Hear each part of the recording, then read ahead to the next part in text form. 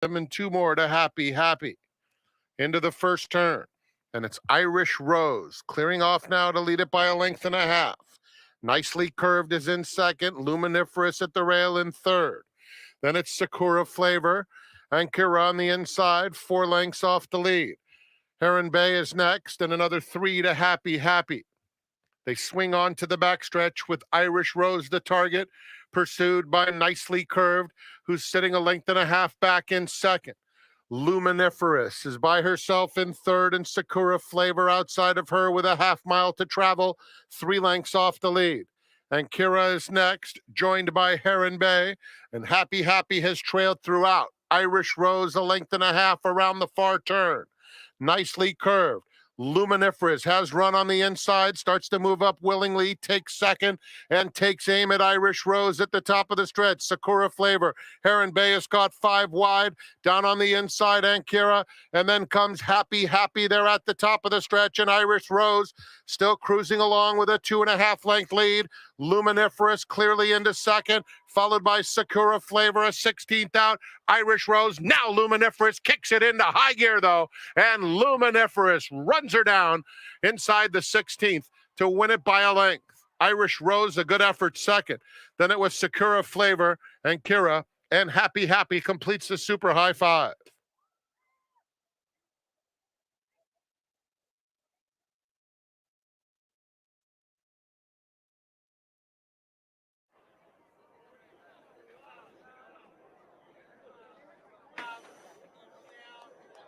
We're in the gate.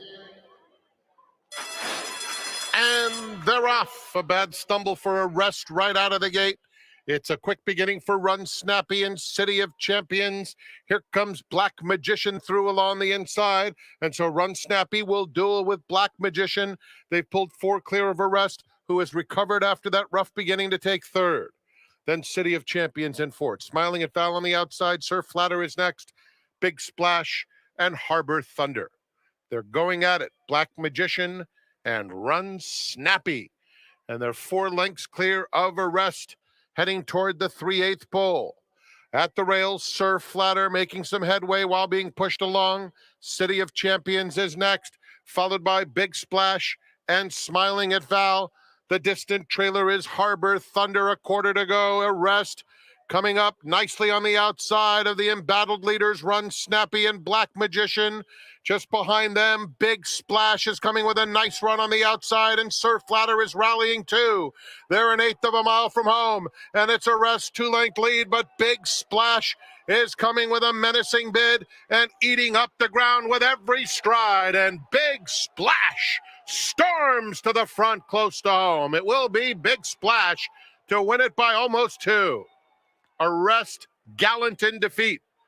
Surf Flatter third, then Run Snappy and Black Magician.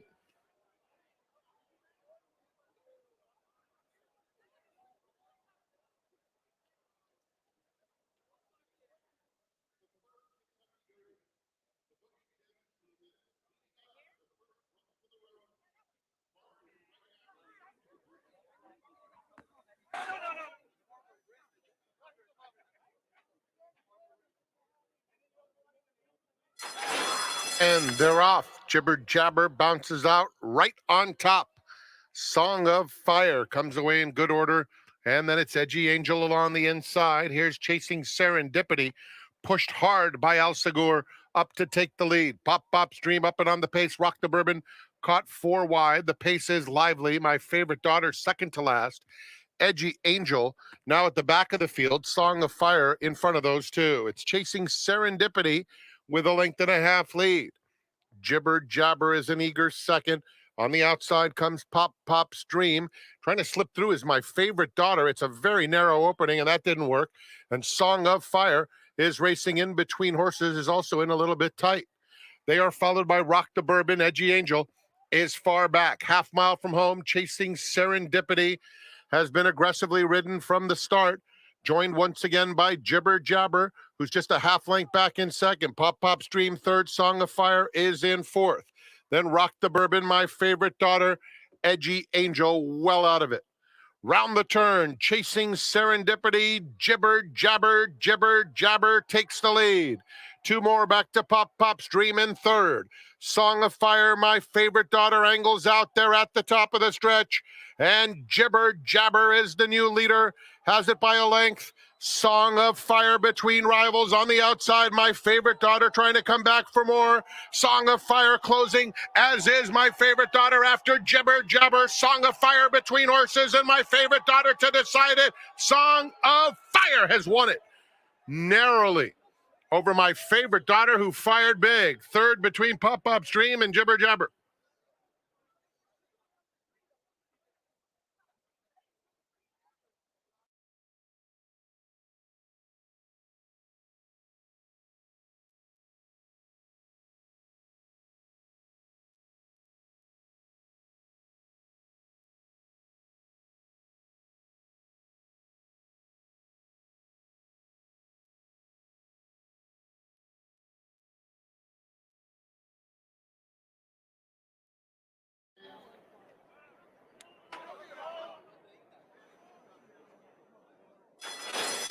And they're off, and 'Tis a Macho Girl hopped in the air.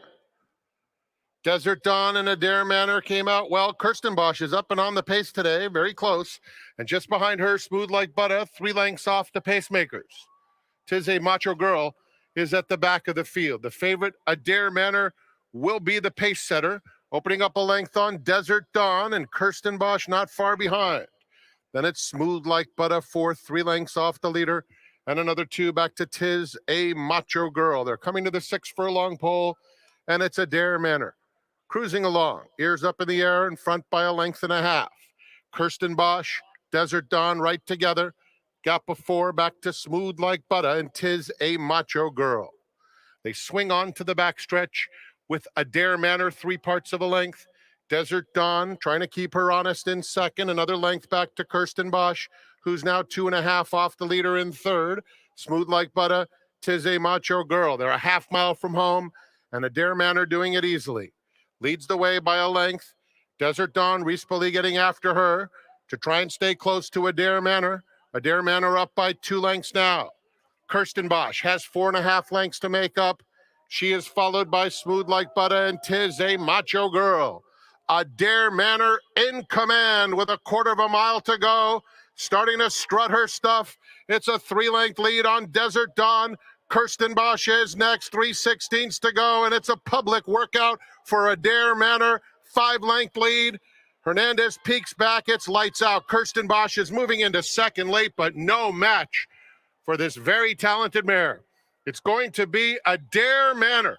Adair Manor clear by 5, and Adair Manor just trots in. Kirstenbosch second best, Desert Dawn third, then Smooth Like Butter. The running time 1:49.79 seconds.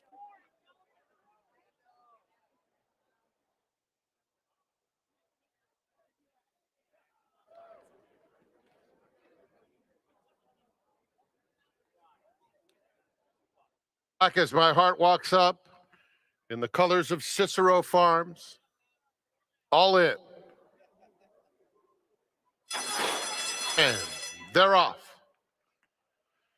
Eddie's Last flies out of the gate and takes command at once. Here's Grazed coming through now, and Grazed is quicker and up to take the lead. Tugging pretty hard, taken in hand, but still just in front of Eddie's Last. They're head and head. Just behind them, Touchdown Kittle. High Plains Drifter is in the mix early. And on the far outside, Black as My Heart with decent debut speed up to take third.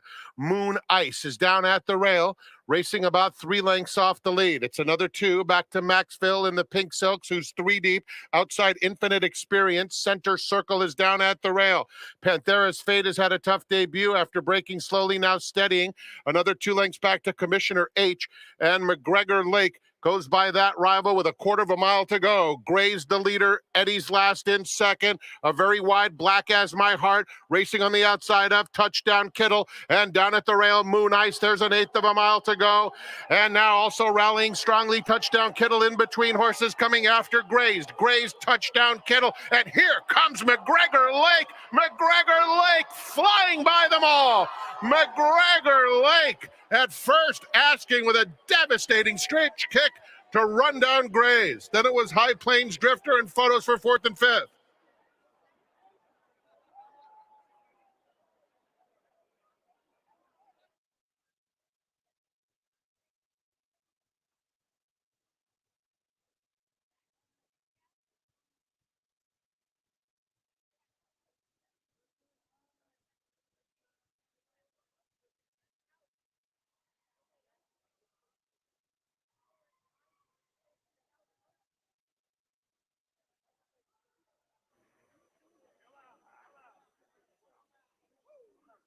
They're all in line. And they're off. Got you looking, basically dwelt at the start. Chief Counsel is going out for the early lead. Irondale is up close in the opening furlong, as is Jimmy the Boat, who's a close third and only about a length off the leader. Outside of them comes Submission in fourth. They're followed at the rail by Twice Fooled, Pars and Birdies between rivals. Carpe Bellum 6 lengths off the battle up top.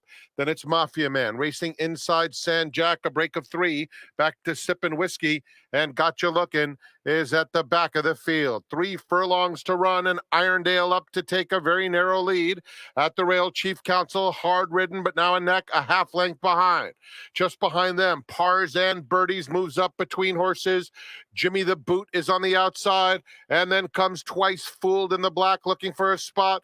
They're at the top of the stretch, and Irondale has opened up a 4-length lead. Jimmy the Boot on the outside is closing in, as is Pars and Birdies inside of him from the back of the field. Carpe Bellum on the scene. 16th pole. Irondale a length and a half. Tenuous lead, though. On the outside, Jimmy the Boot. And in between them, Pars and Birdies. Jimmy the Boot got up. Irondale second. It's close between Pars and Birdies, who was in tight late, and Carpe Bellum. And Twice Fooled was there to complete the super high five.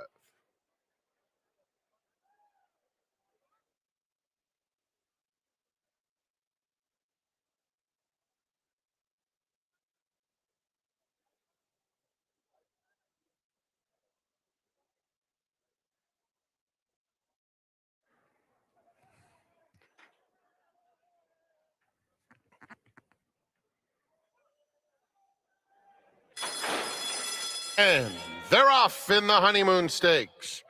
A very alert beginning for Selenaya, who's wrangled back. Here's Fast and Shiny getting over to the rail in the matter of a few jumps. Broadway Girls at the rail. Una Palabra moves up to take second. The pace is honest. Joe Bravo has a strong hold of Selenaya, who's 4 lengths off the lead. Then Pleasant Wave, followed by Paris Secret, Tea and Conversation second to last. And Comanche Country has to like this early tempo, is at the back of the field. It's Fast and Shiny rounding the first turn. Leads it by 2. Broadway Girls, Una Palabra side by side. Selanaya's in fourth, still under a strong hold, 5 lengths off the leader. Then Paris Secret inching up in the pink on the outside of Pleasant Wave. Another 3 to Tea and Conversation and Comanche Country.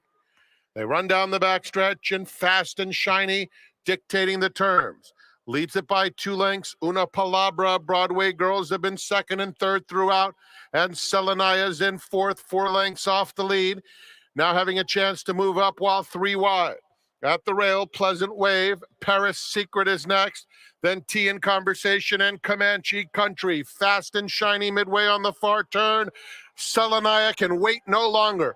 And Selenaya cut loose now with a quarter of a mile to go. Runs by Fast and Shiny. Broadway Girls is next, followed by Pleasant Wave, Tea and Conversation, top of the stretch. And Selenaya is flying home with a 3-length advantage.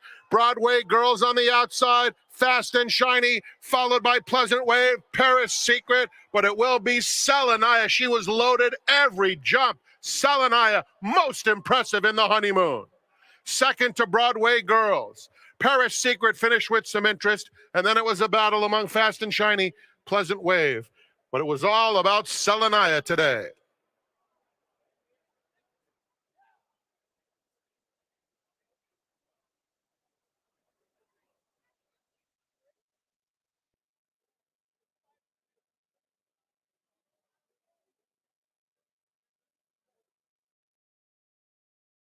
Dancing Cat to the outside.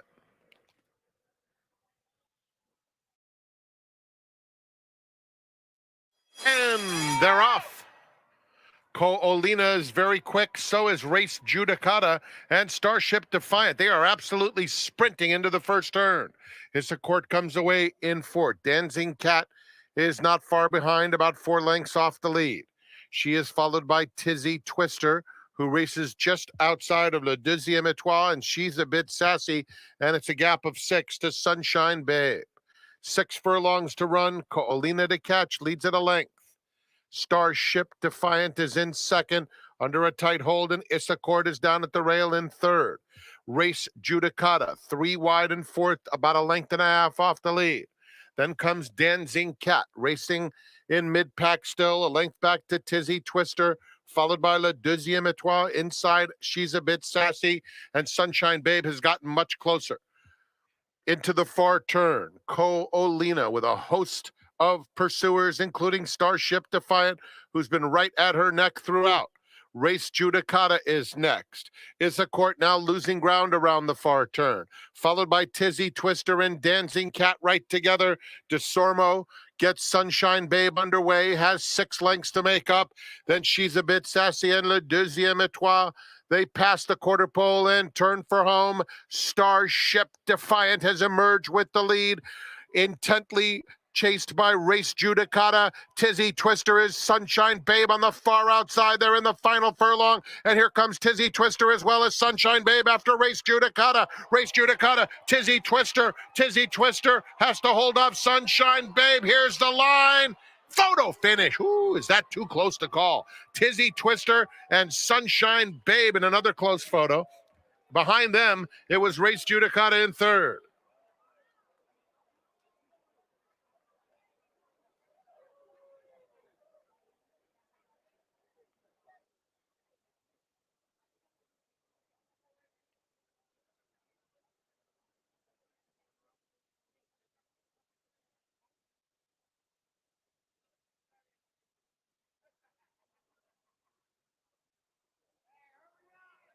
And they're off. Don't Swear Dave is out quickly. Harbored Memories in the orange colors has speed. Unconquerable Keen and Atomic Drop are now going out to vie for the lead. So those two are head and head with Don't Swear Dave in third, Harbored Memories fourth. Goliath is off the pace. He's 5 lengths off them. Then Zaffarelli racing on the inside of Tiz Plus. The two trailers are Johnny Padres, and Count of Amazonia is at the back of the field. Unconquerable Keen is the leader. Goliath's a little bit eager along the inside in the yellow silks. He's coming up to be a joint second. Harbored Memories in the meantime takes that second spot as the field approaches the quarter pole. Goliath is now in third. Atomic Drop losing ground steadily. He's fourth. Don't Swear Dave, purple cap on the outside. Zaffarelli launching his bid. Red colors. Unconquerable Keen drifts as the field turns for home. Harbored Memories chasing with determination. He's within a half length of the leader with a furlong to go, and Zaffarelli is coming to mow them both down. And from the back of the field, Count of Amazonia. Zaffarelli or Count of Amazonia, who's let loose under Hall of Famer Kent DeSormo, who puts on a riding triple, and he's on fire. Zaffarelli was second, Johnny Padres third, then it was Tiz Plus and Don't Swear Dave.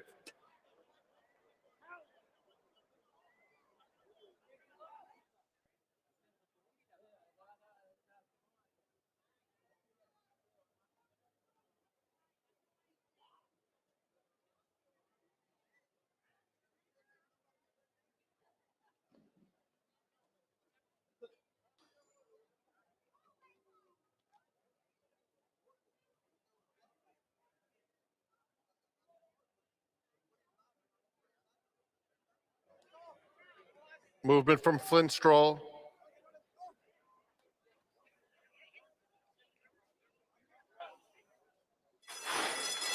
And they're off. Durante is very fast. Mow them down along the inside. These two hook up early on. In the center of the course, Hudson Ridge and 7 Charms is up close too, only about 2 or 3 lengths off the pace.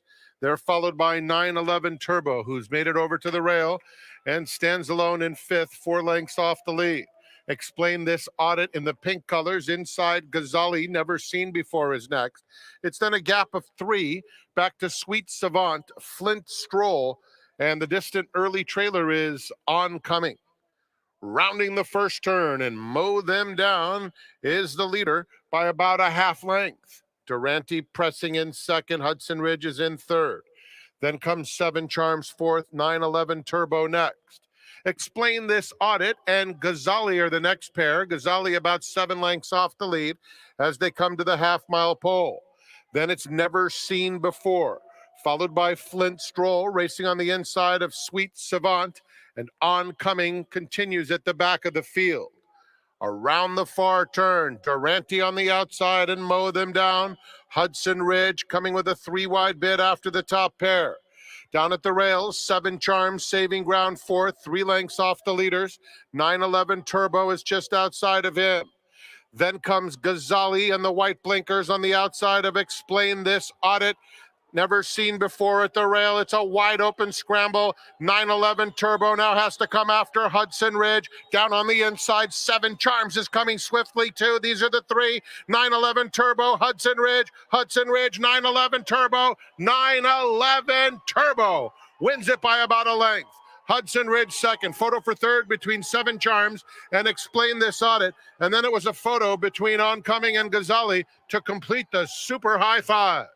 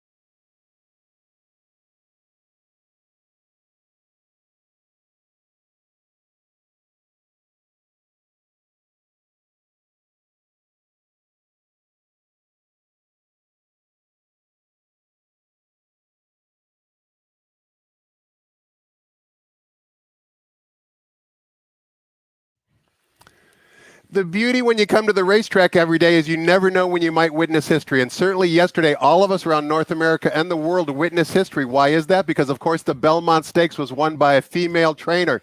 Jenna Antonucci was the first female trainer to win a Triple Crown race in thoroughbred history.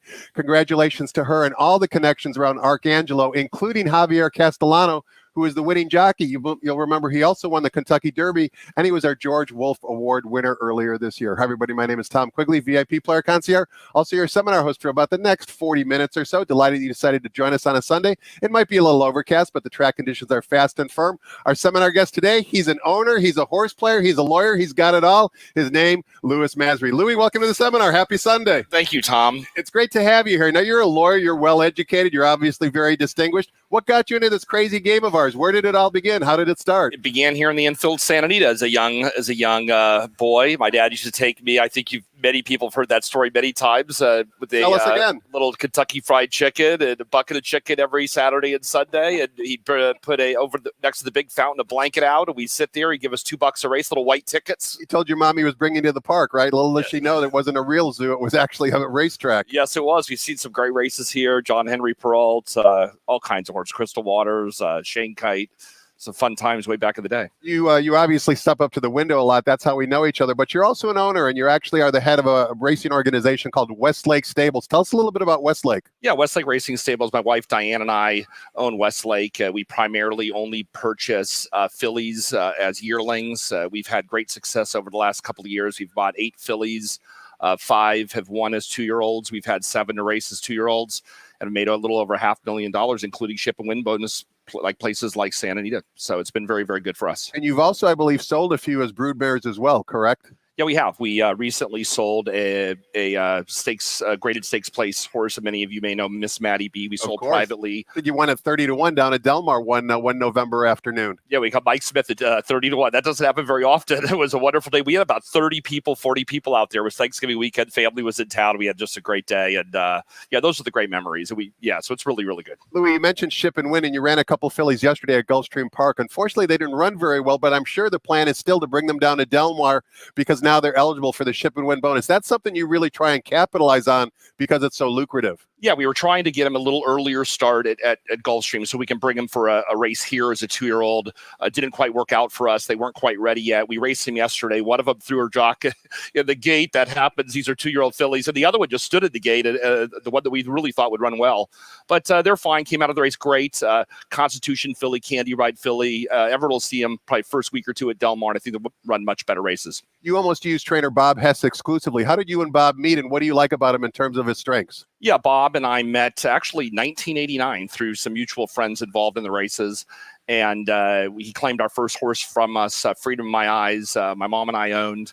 Actually, the sire of that horse was DB Carm, horse that ran really well as a 3-year-old here years and years ago. I'll tell you how long ago it was. But Bob and I have been working together for 34 years. I think really the key to Bob is he communicates very well. He lets Diane and I know where the horse will be running, how they're doing. He keeps active stables on both the East and West Coast. So that's, for us, it's very favorable, and it's worked out very, very well. You mentioned, Louis, that you buy fillies at the auction, and you actually attend the auctions. Now, do you kind of have a trained eye, or do you have some assistants and other people helping you out, or kind of what's the process behind how you actually acquire a new filly? Sure. During COVID, I put together an algorithm, believe it or not, about maybe 15 criterias that can narrow down. Can you give us one or two maybe without disclosing all the secrets? Sure. I would say one is, if you're going to buy horses that cost between $20,000 and $50,000, you have to make sure that they win early. So you want to have a track record between the dam siblings, and the sire that have a tendency to race well 2-year-olds and do well as 2-year-olds. I think that's really the key, because you don't want to have a horse race in a 3-year-old campaign and you've already put $30,000, $50,000 into it, but you only spent $20,000 to purchase the horse. I mentioned Arcangelo winning the Belmont Stakes yesterday for Jenna Antonucci. They only paid $37,000 for that son of Arrogate. That's pretty amazing. Really had a really good pedigree. It looks like they got away with a steal, to say the least. Yeah, they did. And that's a really nice horse. I heard there was a trainer up north that was outbid on it. I forget who it was, Northern California trainer. Tim McKenna was outbid by $1,000. Wow. Believe it or not, on I'm that. sure he didn't sleep very good last night. No, he was. Yeah, I think in the article I read, he was fine with it. It is what it is in the business. But certainly, you can, as an owner, like we've proven, you can purchase, some younger horses for $20,000, $30,000, $40,000 and have some success. And we've seen it over the years. You've had a lot of success profitability-wise from an ownership standpoint, but as I mentioned, you also like gambling and being a horse player. Maybe what are one or two things that you do as a handicapper that maybe other people don't do? Have you put together any algorithms as a handicapper? I not really specifically algorithms. I use the various tools that everybody uses, the different types of sheets, that sort of thing. I think really, I try nowadays. You've got to look at the Lasix play. Horses going off and on Lasix because of the different rules. I think that's something that some of the, handicappers that maybe kind of coming back to the sport a little bit, that don't kind of know some of the new rules and that sort of thing. I think you've got to pay attention to that. I also, I like looking at workout reports. I like looking at XBTV and looking at some of the works and seeing it's not so much the time of a workout, it's how they move. Correct. And I think you really just have to pay attention to the kind of stride they have, if they're lengthening their stride, if they're not being asked to run a lot. I think those are really good positive signs for horses. What about pedigree, Louis? What about either using Formulator or Equine Online to kind of do a little bit more research into both the sire and the dam? Yeah, Formulator is great. So what I generally do, especially when you have first-time starters maidens, you can click on the dam's name and you can see how the dam ran, how early they ran well, what types of surfaces they ran well on, and then you can click their siblings and take a look and see how they've run. So I use Formulator quite often. And also when you have off tracks or you have off turf courses, it's good. You can filter out just when all the turf races only of a horse. So you can really just take a quick look at it. You don't have to go digging through and you can really see how the horse is done, maybe off turf courses, that sort of thing. It's our pleasure to have Louis Masry as our seminar guest today. He and his wife, Diane, operate Westlake Racing Stable. You'll see a number of their runners down at Delmar. And, of course, they'll run some at St. Anita once we return for the autumn meet. By the way, closing day today up at Golden Gate Fields, our sister track in Northern California. Closing day for us will be next Sunday. But first things first, let's get the early program changes from track announcer Frank Miramati. When we return, we'll find out who Louis likes on today's 10-race card here at the Great Race Place.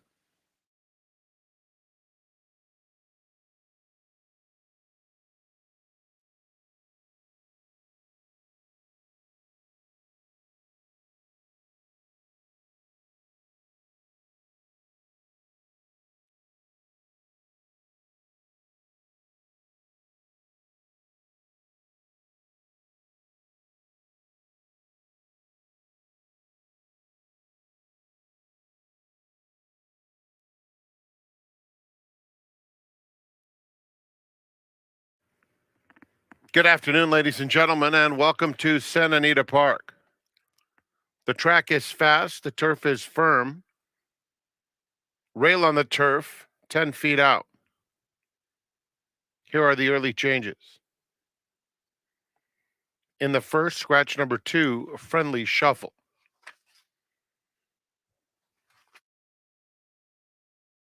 Second race, no changes. In the third, scratch number 2, Casilla. Overweights, 1 plus 2, 3 plus 4, 4 plus 2. Fourth race, number 4, Uncle John, 4 pounds over. Race 5 starts the Rainbow Pick 6. The jackpot's at $152,000. Next Sunday, closing day, we have a mandatory payout. Overweights, 1 plus 2, 4 plus 4, 5 plus 2, 6 plus 3, 7 plus 2. Anchor note in race 6. 7th, overweights.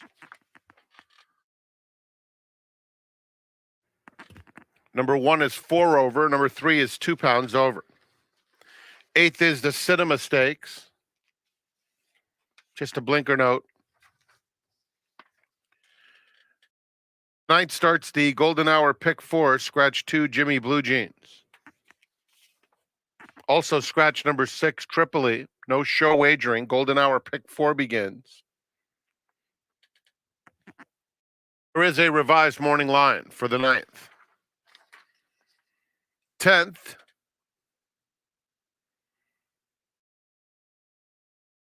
number 1, My Moon, 2 over. Scratch number 2, Hi Ho. And note that number 12 will run. Golden Hour Double starts with race 10. Enjoy your day at the Great Race Place. They'll be at the gate for the opener in 57 minutes at 1 p.m. Let's go back to Quigley's Corner.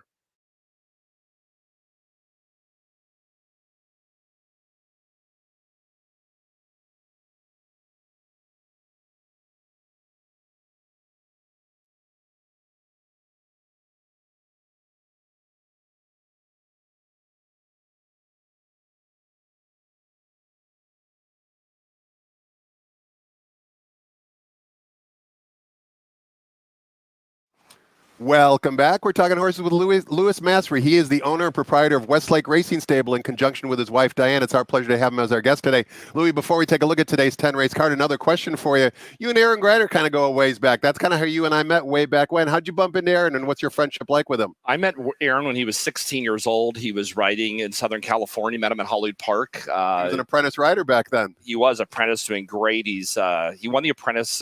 He won the jockey title that year, first ever apprentice at Hollywood Park that year, and he's been a great friend. He was in our wedding party, and we go back a long time. So yeah, he's just wonderful. He's doing well right now. I know he's with Stronach and First Racing. I know he's doing a great job and really excited about his position and really happy for him and happy for his family. He's very articulate. He could have been in the legal profession, right? I mean, he's pretty polished and smooth. Yeah, he is. He's very smooth.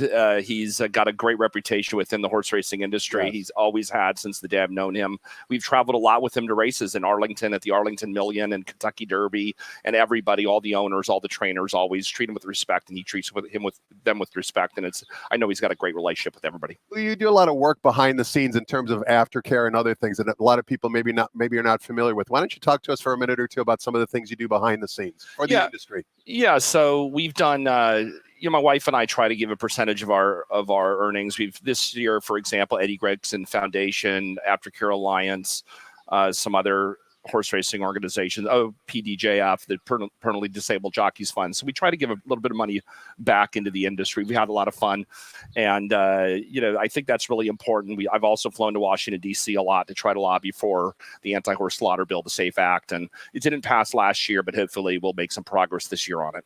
We have fun and games during the afternoon, but there's a lot that goes on behind the scenes. As you well know, it's important for us to keep our industry as stable as possible, and that's many times a Herculean challenge, to say the least. Yeah, it is. We've made, I think, as an industry and owners, trainers, everybody involved in horse racing has made a lot of ground in really working on horse safety. I know Santa Anita is really the leader of that right now. Proud of it. I think they should be proud of it. I think they've done a wonderful job. I think hopefully, we all know what's going on in our industry. I think we just need to all work together, continue working on solutions, and continue making a better game for what everybody loves. As you can see by the Belmont Kentucky Derby Preakness, everybody loves the races. And the wagering handles were once again off the charts and really, really strong, which is certainly a good barometer for the industry as a whole. All right, Louis, enough chit-chatting. Let's get down to the brass tacks here and try and pick some winners. We've got the good 10-race card, as I mentioned. We kick things off here in race number 1, which begins the 50-cent early pick 5. We're on the turf course, 6.5 furlongs on the flat turf course is the starter allowance race. The turf rails today are at 10 feet. Scratch the 2 leaves us with a field of 8. Maury Line favorite number 7, Donsick from the Vladimir Serin barn, 5-2 on John White's Maury Line. Before we get your thoughts on the race, Lou, I actually want to show the replay that 4 of these runners exit. It was back on May 26th. It was the 6th race. The 4 runners that exit this field are the current betting choice, number 4, Seismic Spirit, number 5, Thunderheart, number 8, Westlook, and number 9, Inch. You'll notice that Westwood Look probably ran best of all 4 runners we're about to watch the replay of. But rather than me babble about it, let's listen to Frank Miramati describe the action back on May 26th.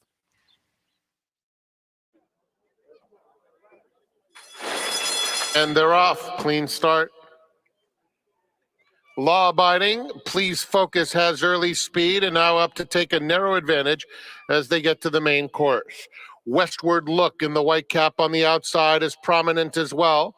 And in between horses, it's now Law Abiding challenging Please Focus. Please Focus, Law Abiding, Westward Look in third. Then Thunder Heart. Inch is on the extreme outside, and just inside of him is Seismic Spirit. Square Cat is next, 4 lengths off the lead, and 2 in front of Barsabas. Please Focus into the far turn, leading about a length. Law Abiding is still in second, followed by Westward Look third, Inch 4 wide fourth. Thunder Heart, Yellow Sleeves at the rail fifth. Square Cat is next.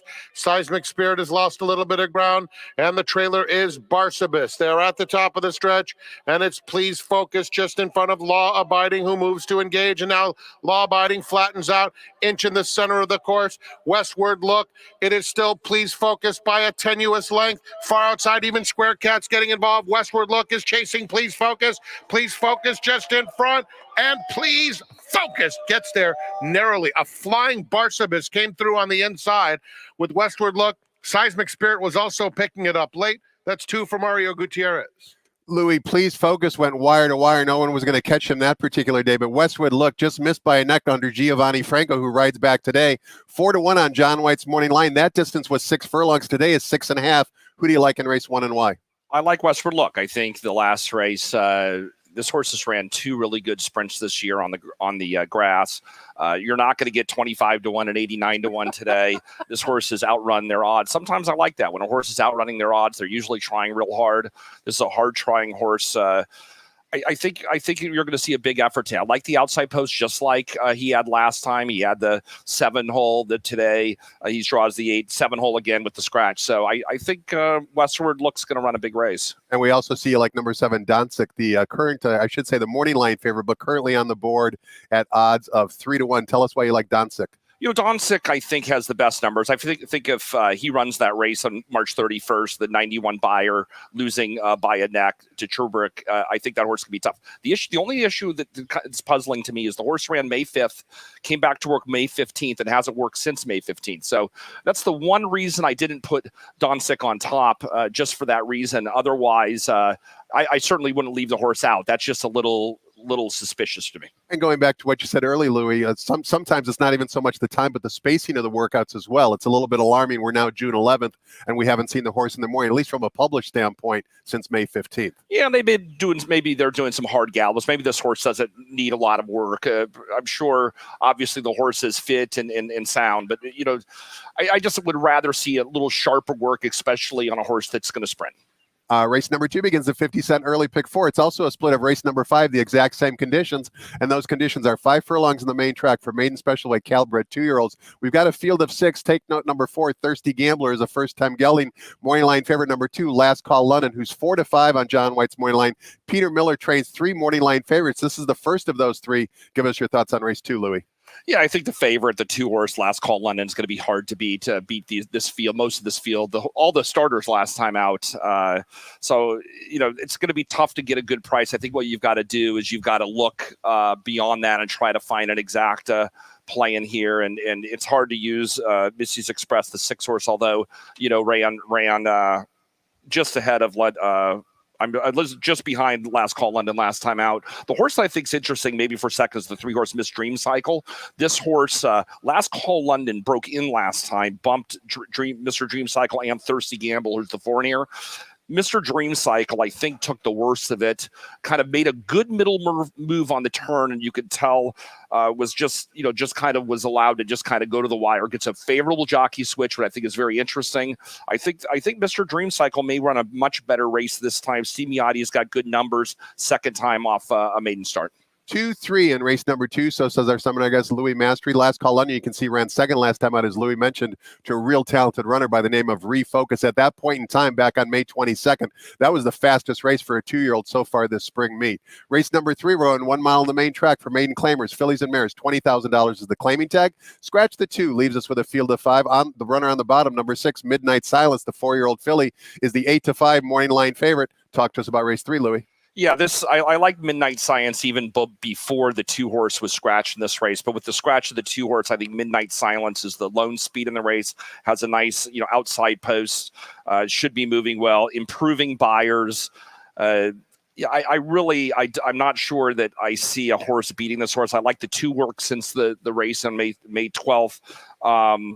And I think pretty much she should be alone on the lead and run a big race. It's a mile, so she doesn't have an outside. Her post there is very favorable going a mile. Should be able to just gradually get out of the gate and cross over and go to the lead. And kind of leaves the decisions for Joe Bravo basically meaningless, because with being only the speed in the field, she can basically just cross the field over and hopefully walk the dog and get away with soft fractions. Yeah, I think so. I think you're not going to get much of a price on her, but I think she's I think she's going to be very hard to beat today, but she doesn't finish very well. So she's going to really need some really, really, really soft fractions. Look for, 49, 50, hopefully for her. She could maybe come home. You mentioned short price, Louis. As a gambler, what's maybe the cutoff point in terms of when you'll actually play a horse? Is it 2-1? Is it 4-5? I mean, some of my friends have mentioned sometimes 1-9 is value. I don't think that's true, but from your standpoint, your personal standpoint, what's the cutoff line for you from an odds standpoint? As far as win bets, I won't bet anything less than even money ever.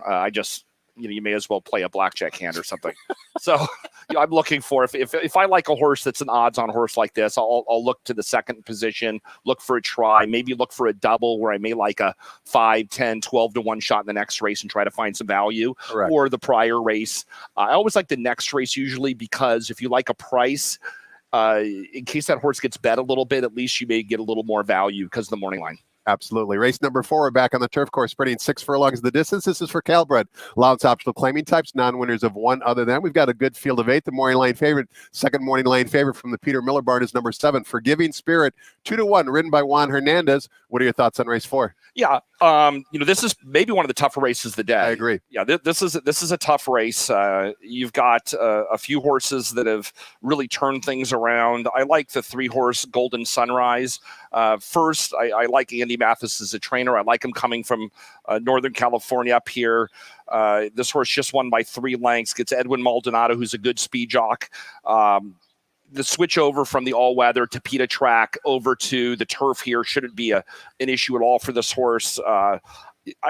Decent morning line, 4-1, 1 off the layoff, may improve, and has 3 good work since his last race. So I like the work pattern. I like the second off the layoff, even though he just won, and the all-weather track, Tapeta over to the turf, I think gives this horse a great chance.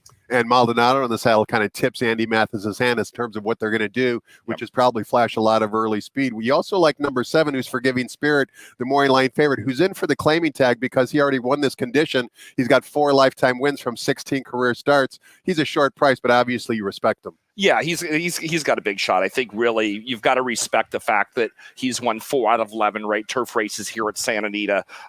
Shortens back up again. I think the mile was maybe just a little too long for him, but he's going to have a big shot. Interesting jockey change. Vasquez goes over to the 6. Trumped and Hernandez rides here. So Vasquez picks the 6 over the 7. I still like the 7 better, shortening up, and there's nothing wrong with Juan Hernandez riding your horse, so it's all good. And nothing wrong when Juan Hernandez teams up with Peter Miller. They win at a 26% win clip over the last couple of years or so. Certainly they mean business when they team up together. Race number 5 begins the 20-cent Rainbow Pick 6. Pick 6, as mentioned previously, this is a split of race number 2. Also, race 5 begins the 20-cent Rainbow Pick 6, the jackpot single ticket carryover, now up to $152,000. That amount plus whatever is wagered today will be yours if you're the only winning ticket. Did you see what the 20-cent Rainbow Pick 6 paid yesterday? I told you it paid well, $13,000. Congratulations to those skilled horse players who were able to isolate that for a great payday. But here in race number 5, we've got a field of 7 in the morning line favorite on the bottom. Number 7, Mr. Chivas from the Steve Knapp barn is 8-5 on the morning line. Steve Knapp, somewhat surprisingly this year, has a bunch of talented 2-year-olds in the barn. Is this one of them, or are you looking elsewhere, Louis? Yeah, I think this is one of them. I think, again, that outside 7 post with speed should keep him out of trouble out there, and you just got beat at the wire last time out. I'm not sure this horse is beatable. I mean, if you get 8-5 on him, I think that's a real good price. I'm not sure he'll be 8-5, but it's a big race. The horse ran really, really well. If you were spreading for pick 6 purposes, maybe who else would you include on your ticket?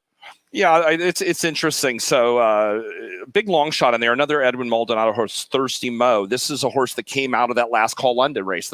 This race too. Yeah, this race was split today. So you've got the same horses that split 2-year-old colts. But this particular horse really was ranked. Went off at 10-1 first time. He was just trying to lug out the entire turn. That's a complete throwout. I know that this horse was working well prior to that May 21st work. The 36-4 out of the gate, the 48, the 36-1 out of the gate. I would be surprised if Thirsty Mo didn't run a better race. So you can kind of use that horse. Not sure about the pick 6, but certainly in the exotics. And the 1 and the 2, I think Shady Appeal for Jeff Bondy. I think Jeff's got obviously a very good track record with 2-year-olds over the years. And Handsome Harry, second start out back. Bravo stays with the horse. They add blinkers. You can maybe look for a better race from that colt. Louis, make a good point about number 3, Thirsty Mo, in race number 5, which I kind of want to revisit because I love this angle where a bad running line is going to scare a lot of horse players away. But if you can make a legitimate case for why that horse maybe put in such a poor performance, and you did because this horse broke outside in a field of 7, sprinting 4.5 furlongs. That's a tricky post for first-time starters. Suddenly, that bad running line can become your best friend. We saw that with Point Given in the Kentucky Derby. He threw in a clunker. As the year progressed, we found out that he was the best 3-year-old in the nation. That one bad running line can actually elevate your price and be a benefit rather than a non-benefit. Yeah, the minute the horse hit the far turn and didn't want to move to the inside, as far as I could tell, as far as Edwin Maldonado was concerned, that race was over. He made sure the horse was protected, safe to the wire, and now they bring back. He rides the horse back again. He's one of the top riders out here. He rides the horse back. He probably could have ridden some of these other horses in here, and so he's riding a 20-1 shot back, and we may see something better. It's not like the horse went off 40-1, 30-1 first time out. He got a little action. I think it's an interesting play. Not sure he could beat the 7 horse, but not a bad 7-3 exactor key in the tribe. Race number 6 begins the 50-cent late pick 5. We're back on the turf course. This time 2 turns, 1 mile the distance. This race is for 3-year-olds exclusively. It's an allowance optional claiming race. We've got a field of 7. Number 7, Escape Artist from the Michael McCarthy barn, is the 2-1 favorite. Kent DeSorma in the saddle. He had at least 1, maybe 2 victories yesterday that I recall. He's in a good groove right now, and he's good friends with Bob Hess, your buddy. Yes, he is. He's done well. Good to see him back on the beam again. 19% win clip. It is, and I think he ran a couple races yesterday, if I'm not mistaken. He did really well. And I think may have run one for Bob coming off the pace on the grass. So, yeah, he's doing great. I'm glad to see him back. And certainly I know that he has his challenges and has had his challenges, but a lot of people do. I think you have to have people need opportunities. And, and Kent, I've known him for a while. He's a good guy. He sure is. Is he going to win race number 6 or you're looking elsewhere? I'm going to look elsewhere. I like the 1 horse Rexford. I love the play here. A sprinter drawing the rail going a mile. They can take advantage of that rail post position, get out into a good position. This horse should show some speed going a mile coming out of the sprints. I think if you go back and look at his mile race as a 2-year-old second out, people may say it's probably his worst race of his career, got beat 4.5 lengths. I'm not worried about that race. He had the 10 hole and the 10 post. That was last year. Had to draw on the outside post at Del Mar going a mile. I think this race today, this horse was finishing well. It's hard to come from 4 or 5 lengths back, 4 lengths back on 6 furlongs on the grass at Santa Anita. Hector Berry's had this horse rolling a little bit late. I think this horse may run really well from the rail, and I like the 5-1 morning line. Rexford in for the $100,000 tag for the current owners, Little Red Feather. We'll see if there's any claims, and there's actually 4 runners in race number 6 that are in for the $100,000 tag. Real interesting race, both from a handicapping standpoint and potential future ownership standpoint. Race number 7 begins the 50-cent late pick 4 sequence. We're sprinting 5.5 furlongs on the main track. This is for 3-year-old fillies or fillies and mares which have never won 2 races. That's because one of the 3-year-old fillies in here has won more than 2 races. That would be the rail Toby's Candy. The claiming tag is $32,000. Peter Miller with his 3rd morning line favorite with number 6, Essential Business. 2-1 on the morning line. What are your thoughts on race 7, Louis? Yeah, if there's one long shot today that I like, that I really like a lot, it's the 1 horse here, Toby's Candy. This horse has shown speed in all of her races. She's always, everybody would be maybe concerned going 5.5 of the rail post. This horse breaks well every time she runs. I'm pretty sure this filly will be on the lead. She has a 6-pound weight advantage off her last race. Other races she's ridden with 123, 122 pounds. I think if she get the lead here, sit nice and comfortable. This is her 2nd race over the track since coming over here from Turf Paradise. I think she may run a big one here and surprise some people. Fair enough. You also like number 6, who is Essential Business, morning line favorite, dropping down in class. You don't really claim many horses these days, but obviously with Del Mar on the horizon, there's bound to be plenty of claiming activity both this weekend and next. Yeah, this horse is going to get claimed today. This is a nice filly. There's no doubt about it. She's coming off a layoff. I will say, according to the work reports I read, she's been working real well on her comeback. Kind of little suspicious of the 24, the 2 furlong work, thinking they may have tried to just wake her up a little bit to try to get her to show a little bit more speed in this race. That's the only thing I can think of why they'd work like that. I thought I saw another horse the other day work 1 furlong on the forum just the other day. I forget who it was, but I'm like, 1 furlong. I'm not sure I've seen that before. So maybe a quarter horses, but certainly I think Essential Business will be tough here off the works. But I'd rather go to the 12-1 price on the 1 horse than I would the 6. Race number 8 is our feature race on the card. It's the Cinema Stakes, $100,000 guaranteed purse for 3-year-olds going 1.25 miles on the turf course. The start of this race will roughly be halfway up the downhill turf course. We've got a field of 7. Number 1, El Perfecto, was supplemented to the race by his connections. Also take note, the trainer of number 2, Smart Uncle, Jonathan Thomas, shipped in and won the Honeymoon Stakes yesterday right here at Santa Anita. But the morning line favorite on a win streak himself is number 4, Mi Hermano Ramon, who's 2-1 from the Mark Glatt barn. Another really good competitive betting race, in my opinion here, Louis. It's a great betting race. Interesting enough, you've got a stake here, 100,000 stake, where you have 3 maidens in it. Kind of interesting. I will say that I like Smart Uncle here. I like Jonathan Thomas winning another race back to back. Here's what I think is going on: is they bring, obviously you kind of easier to bring in 2 horses, go for some money, but there's a chance this horse loses here by chance, can run in a maiden race at Del Mar for $120,000. Be eligible for the ship and win. Yes, still be eligible for ship and win here. Not eligible for ship and win here today because it's a stakes race, but could be eligible at Del Mar for $123,000. Hang out in Southern California for a couple months. Exactly, at Del Mar especially. So, and then you've got the maiden race at Del Mar will be worth more than the stakes race. So, I still like the horse regardless. I like Jonathan Thomas as a trainer. I like the breeding in Uncle Mo, Joe Bravo riding. I like this horse a lot today. I think the 10-to-1's a good price on the horse. Who else do you like in the race if you were spreading for maybe pick 3 purposes or even 20-cent rainbow pick 6 purposes? I think Baffert's horse, the 7-horse Worcester. I think another maiden. They don't put him in these races so they don't think they can run a little bit. And certainly he shipped him to the UAE Derby earlier this year, so they must be very high on the horse. And I think the only big question mark will be the grass, whether or not the horse will take to the turf here, and that's the big question. Race number 9 begins the $1 Golden Hour pick 4. It links our last 2 races here with the last 2 races at Golden Gate.